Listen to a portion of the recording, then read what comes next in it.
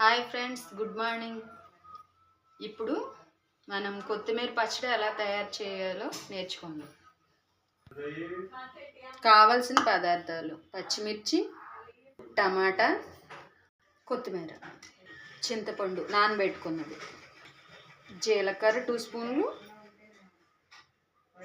ఒక 15 ఏమో ఎల్లుల్లిపాయలు.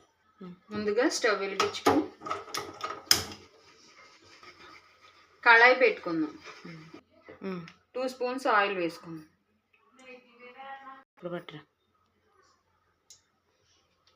కారానికి సరిపడా పచ్చిమిర్చి వేస్తాం. పచ్చిమిర్చి వేగిపోయింది. ఇప్పుడు కొంచెం జీలకర్ర వేసుకుందాం. అంటే ఇది 2 స్పూన్స్. 4 టమాటాస్ కట్ చేసుకున్నాం. టమాటా మగ్గిపోయింది ఫ్రెండ్స్. ఇప్పుడు కొత్తిమీర వేసుకుందాం.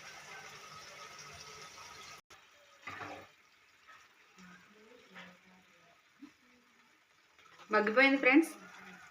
మిక్సీ పట్టుకుందాం చల్లారాక. కొత్తిమీర చల్లారిపోయింది, మిక్సీలోకి వేసేసాను. కొన్ని వెల్లుల్లిపాయ రెబ్బలు, తగినంత ఉప్పు, నిమ్మకాయ సైజు అంత చింతపండు మిక్సీ పట్టేసుకున్నాం. పచ్చడి అయితే అలా మిక్సీ పట్టుకున్నాం. మీకు నచ్చినట్లయితే లైక్ చేసి, షేర్ చేసి, సబ్స్క్రైబ్ చేయండి.